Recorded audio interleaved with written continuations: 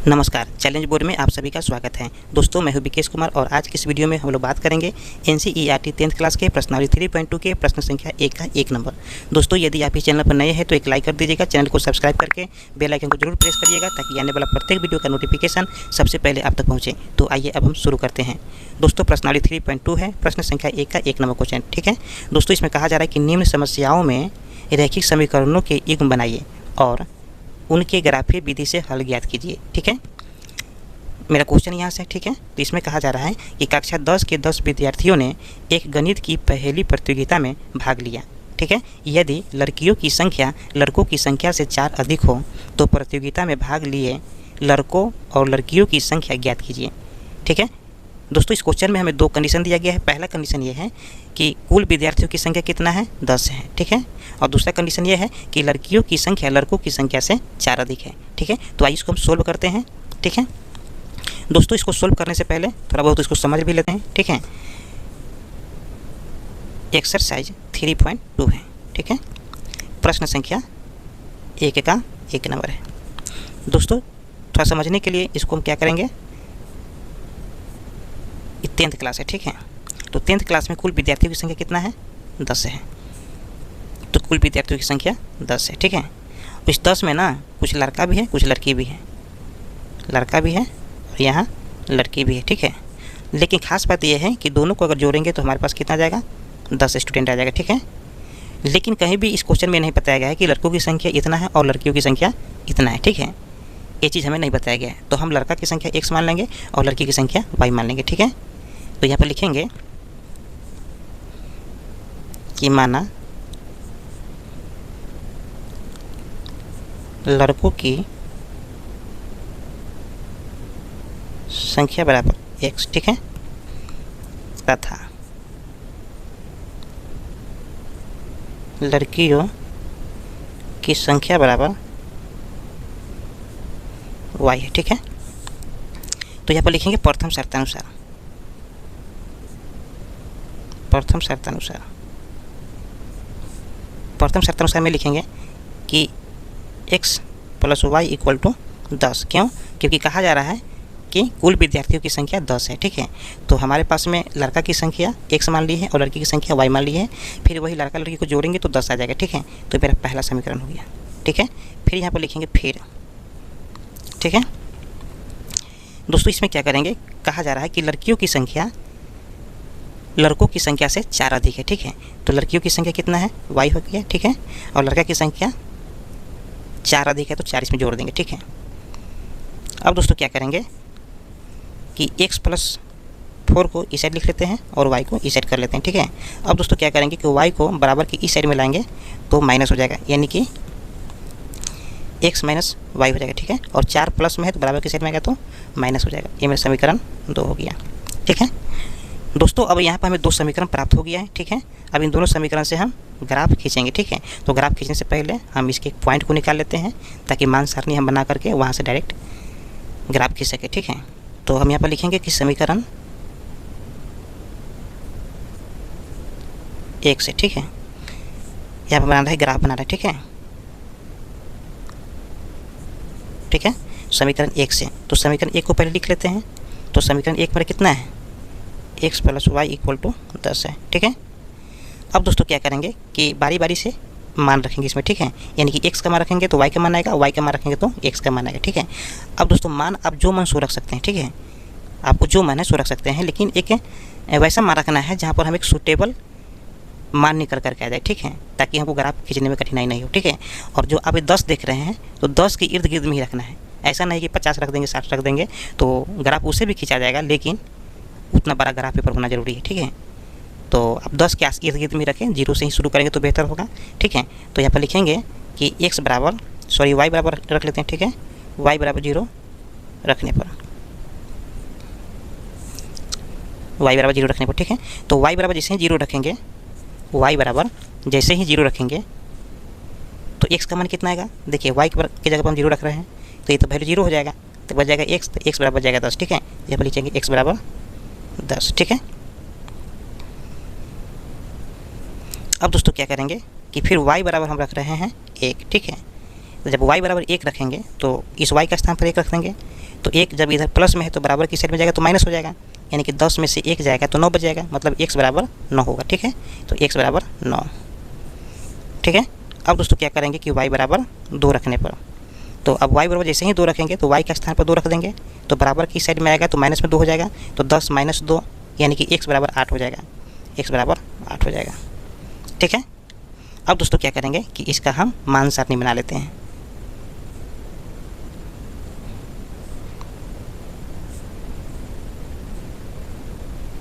x हो गया, y हो गया। ठीक है, अब दोस्तों देखिए क्या करना है कि y बराबर 0 रखे थे तो x का वैल्यू कितना आया है, 10 आ गया है, तो 10 कर देते हैं। ठीक है, फिर दोस्तों y के मान 1 रखे थे तो x का मान कितना है, 9 आ गया है। ठीक है, अब दोस्तों क्या किए हैं कि y बराबर 2 रखे हैं तो y बराबर 2 रख दिए हैं, तो x का मान कितना है, 8 है। ठीक है, ये मेरा मान सारणी तैयार हो गया है समीकरण 1 का। ठीक है, तो यहाँ पर चाहे तो लिख सकते हैं कि x + y = 10, ये समीकरण मेरा 1 है। ठीक है, अब दोस्तों समीकरण 2 के लिए करेंगे। ठीक है, तो यहाँ पर लिखेंगे कि समीकरण, फिर समीकरण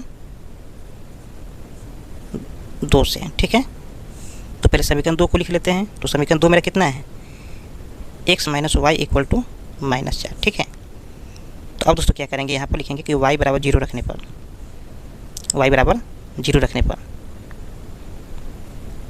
दोस्तों y बराबर जैसे ही 0 रखेंगे तो ये वैल्यू 0 हो जाएगा, तो बच क्या जाएगा x, और इधर बच जाएगा -4, यानी कि x बराबर -4, तो x बराबर -4।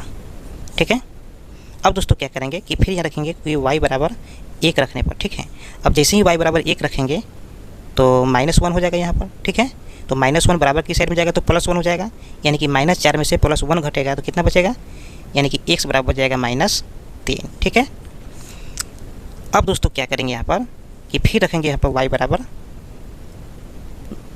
2 रखने पर। ठीक है, y बराबर 2 रखने पर, तो y बराबर जैसे ही 2 रखेंगे तो यहाँ पर वैल्यू 2 हो जाएगा, यानी कि माइनस में 2 हो जाएगा, तो -2 है तो बराबर की साइड में जाएगा तो क्या हो जाएगा, प्लस में 2 हो जाएगा, -4 में से +2 घटेगा तो कितना जाएगा, -2 हो जाएगा। ठीक है, यानी कि x बराबर -2। ठीक है, अब दोस्तों क्या करेंगे, इसका मान सारणी तैयार कर लेंगे। ठीक है,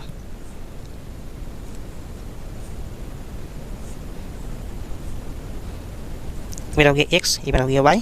ठीक है, हम दोस्तों क्या किए हैं कि y बराबर 0 रखे हैं तो x का मान -4 आया है, y बराबर 0 रखने पर, तो y बराबर 0 रखे तो x का मान कितना आया, -4 आ गया। फिर x बराबर रखे हैं -3, यानी कि x बराबर कितना रखे हैं, -3, तो y का वैल्यू कितना आया है, 1 आया है। ठीक है, फिर y का वैल्यू कितना रखे हैं, 2 रखे हैं, तो x का मान कितना आया है, -2 आया है। ठीक है, ये जो मेरा मान सारणी है समीकरण 2 का है। ठीक है, तो समीकरण 2 मेरा कितना है, x - y = -4। ठीक है, मेरा समीकरण 2 है। ठीक है, अब ये दोनों मान सारणी जो है हम ग्राफ पेपर पर ग्राफ खींचेंगे। ठीक है, इस बिंदु को मिलान करते हुए हम ग्राफ खींचेंगे। ठीक है, तो आइए हम ग्राफ की तरफ चलते हैं। दोस्तों ये है मेरा ग्राफ पेपर। ठीक है, और हमने पहले से मान सारणी को यहाँ पर लिख रखा है, तो दोस्तों सबसे पहले एक्सिस को खींच लेते हैं। ठीक है,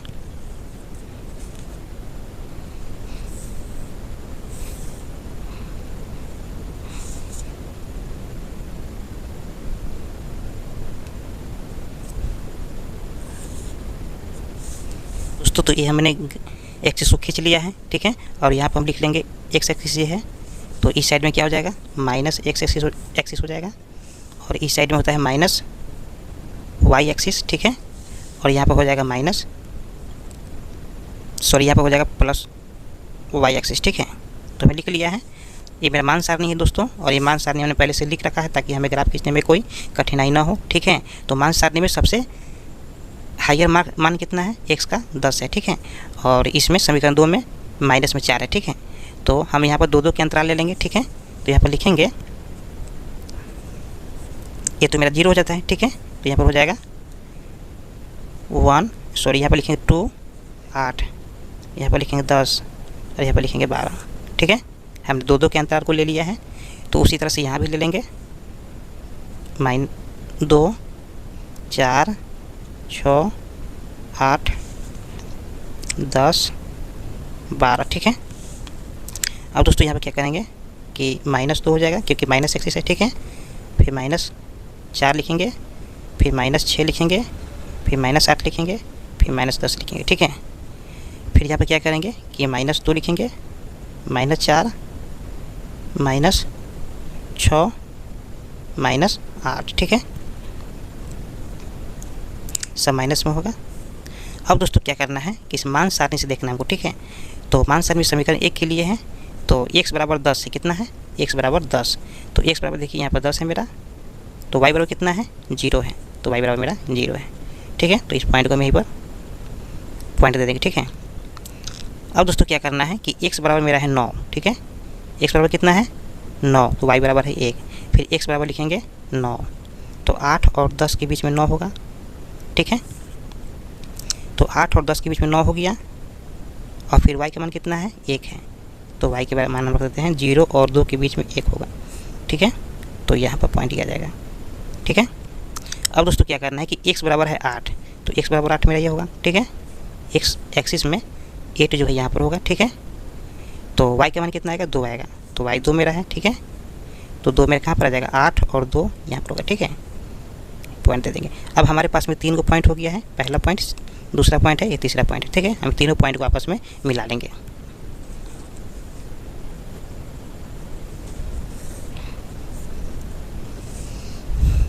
ठीक है दोस्तों, हमने इसको आपस में मिला लिया है।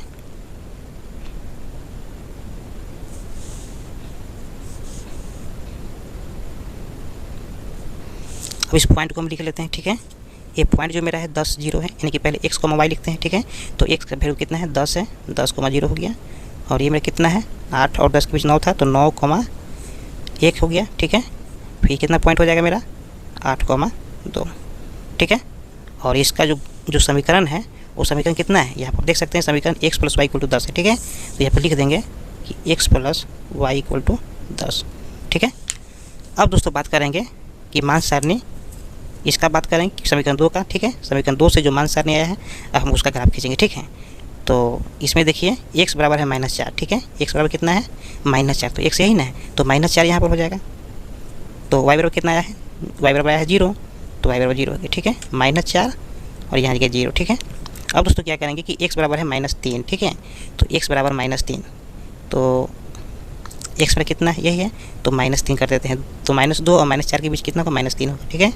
-3 और 1 है, यानी कि y का वैल्यू कितना है 1 है, तो y का वैल्यू मेरा कितना है 0 और 2 के बीच में 1 होगा, ठीक है। तो 3 और 1 ही मेरा यहाँ पर हो जाएगा पॉइंट, ठीक है। अब दोस्तों क्या करना है कि x के वैल्यू कितना है -2, यानी कि x का वैल्यू कितना है -2, ठीक है। तो y का वैल्यू कितना आ गया 2 आ गया, यानी कि 2 आ गया यहाँ, तो यहाँ पर हो जाएगा, ठीक है। अब दोस्तों हमें 3 को जो पॉइंट है वो मिल चुका है, एक पॉइंट है, दूसरा पॉइंट है, तीसरा पॉइंट है, ठीक है। अब इस तीनों पॉइंट को हम मिलान कर देंगे, ठीक है।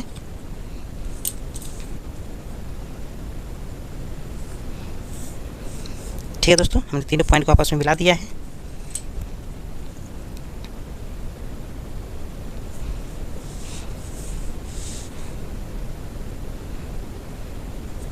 अब इस पॉइंट को भी लिख लेते हैं। ये पॉइंट जो मेरा है -4, 0 है, ठीक है। और ये वाला जो पॉइंट जो है मेरा, ये वाला कितना है 3 है, कितना है 3, 1 है, ठीक है। तो -3, 1, और ये वाला पॉइंट कितना है मेरा, तो ये वाला पॉइंट मेरा है 1 ना है, सॉरी -2 है, तो -2, 2, ठीक है। तो -2, 2 इस समीकरण को लिख लेते हैं, यानी कि समीकरण मेरा है x - y = -4, ठीक है। इस तरह से मेरा ग्राफ बन करके क्लियर हो गया, ठीक है। अब इसमें हमको निकालना है लड़कियों की संख्या कितना है और लड़कों की संख्या कितना है, ठीक है। तो हमने पहले लड़कों की संख्या x माना था, ठीक है। तो x मेरा तो ये वाला हो गया, ठीक है। तो यहाँ जो कटा यहाँ से, यानी कि यहाँ से एक देखिए एक लाइन आया है, ठीक है, यानी कि 2 और 4 के बीच में 3 आ गया, ठीक है। तो यहाँ पर लिखेंगे कि लड़कों की संख्या, हमने x माना था, तो x का वैल्यू कितना गया 3 आ गया, ठीक है। तो यहाँ पर लिख देंगे 3, ठीक है। अब दोस्तों क्या करेंगे कि ये देखिए इस साइड से आया है, यहाँ पर इस पॉइंट को इंडिकेट कर रहा है, ठीक है। तो हम यहाँ पर लिखेंगे कि लड़कियों की संख्या बराबर कितना है, y का वैल्यू 6 और 8 के बीच में कितना है 7 है, तो 7, ठीक है। यहाँ पर लिखेंगे इसीलिए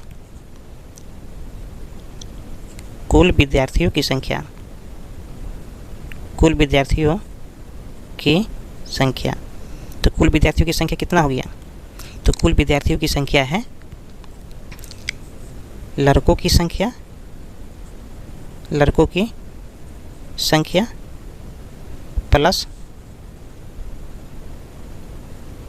लड़कियों की संख्या, ठीक है। तो लड़कों की संख्या कितना है, तो लड़कों की संख्या है x यानी कि 3 आया है, ठीक है। अब प्लस लड़कियों की संख्या कितना है 7 है, यानी कि 7 और 3 10, यानी कुल विद्यार्थियों की संख्या कितना है 10 है, ठीक है। तो ये मेरा पूर्ण रूप से ग्राफ सॉल्व हो गया है। मैं उम्मीद करता हूँ कि वीडियो आपको समझ में आ गया होगा। फिर मिलते हैं अगले वीडियो में, तब तक के लिए जय हिंद।